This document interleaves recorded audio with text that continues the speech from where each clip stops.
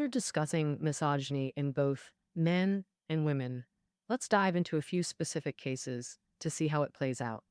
In Japanese society, how does it manifest across different social classes? Our first case takes place at the very bottom of society.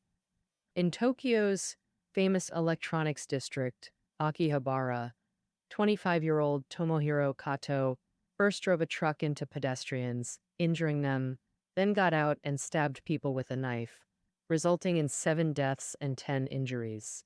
Kato was a classic, unpopular man in Japanese society, low income and emotionally unstable.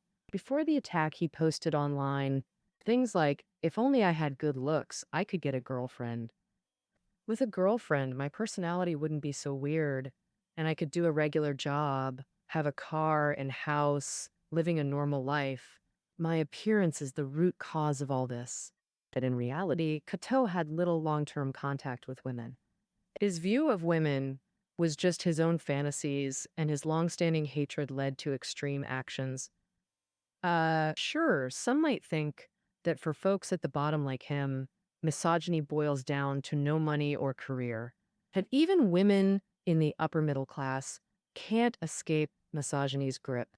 Shizuka Ueno focused on an incident where a street prostitute was killed while with a client. Police found she graduated from a top Japanese university and was an executive at Tokyo Electric. Highly educated, high income, high status. So why become a prostitute? According to the author, this was due to the misogynistic workplace culture in late 1990s Japan.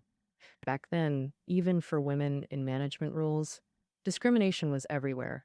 For instance, women weren't sent to good postings, couldn't get promoted to key departments, and even had to clean offices and serve tea to male staff, making the victim, a top university grad, feel a huge gap. Let's recall how patriarchal society splits women into leftover women and prostitutes. And this woman should have been in the leftover group, but her corporate experience made her feel fragmented in her female identity. To break that fragmentation, she chose to become a prostitute, merging the saint and prostitute roles within herself. This is his way of expressing dissatisfaction with the patriarchal society. Through cheap prostitution, the female employee also priced men's sexual desires. In Shizuko Ueno's view, this was his contempt for men, a desperate revenge against an unequal society. Highly educated women suffer such torment. So what about the situation in Japan's highest class? Let's first talk about the birth of a special boy. On September 6th, 2006, Prince Hisahito of Akashino, designated as the heir to the throne, was born. That day, all media specifically emphasized the phrase "birth of a boy," and politicians and citizens repeatedly cheered with joy. Congratulations, this isn't the treatment a royal girl's birth would receive. Chizuko Ueno said there was no day more filled with misogynistic sentiment across the Japanese islands than this one. In Japan, if a female royal marries a commoner, she must renounce her royal status, but male royals don't. The Japanese nationality law is similar. Children born to Japanese men and foreign women have Japanese nationality, but not those born to Japanese women and foreign men. Although such laws were amended in 1985 due to obvious discrimination against women, the imperial household law remains unchanged. For Chizuko Ueno concluded that no one seems to care about protecting the human rights of imperial family members under the law.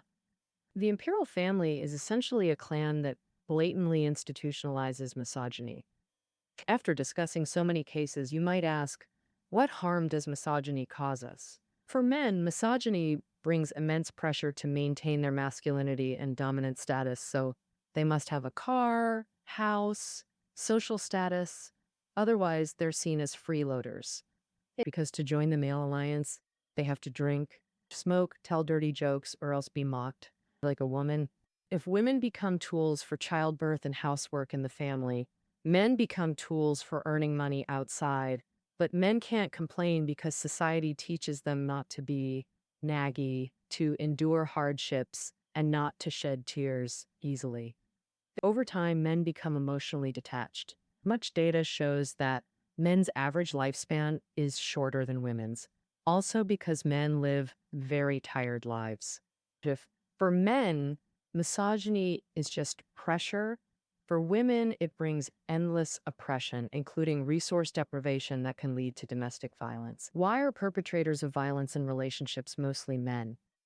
Because during our upbringing, various voices tell us that girls should be quiet, well behaved, and obedient, not running around wildly like boys, while boys are encouraged to explore everywhere. However, the more obedient women are, and the more protected at home, the more restricted their resources and space become.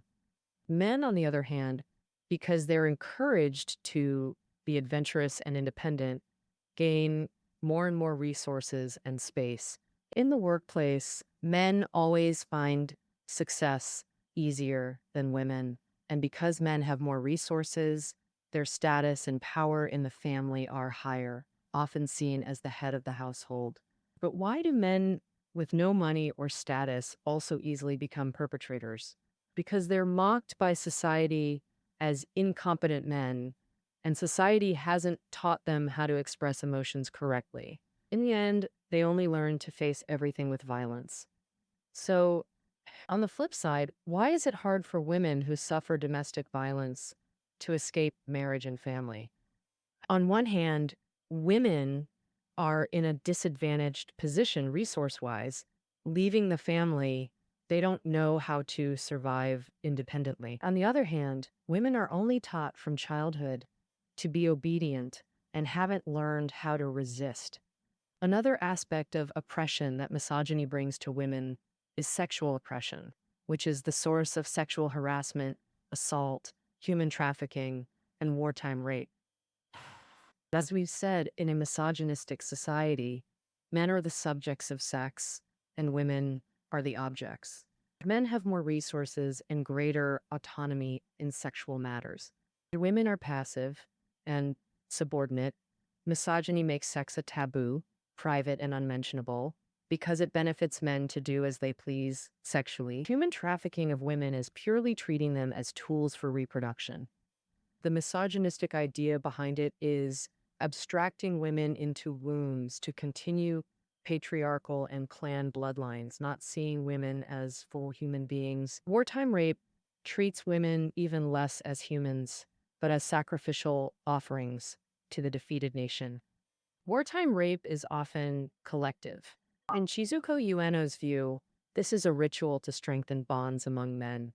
Misogyny also makes women oppress themselves, leading to self-hatred. Think about billboards of sexy women or the hot-bodied car models at auto shows. Who makes women present themselves this way? And that classic saying, women dress up for those who appreciate them, if we changed it to men dress up for those who appreciate them, wouldn't it sound strange?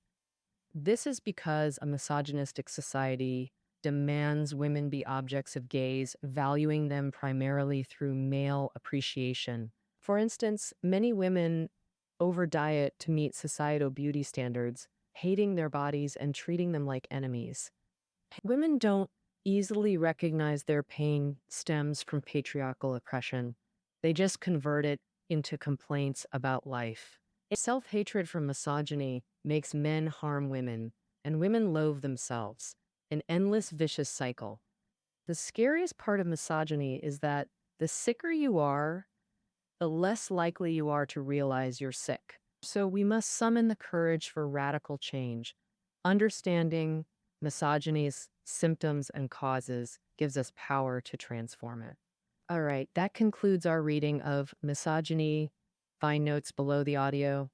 Until our next great book.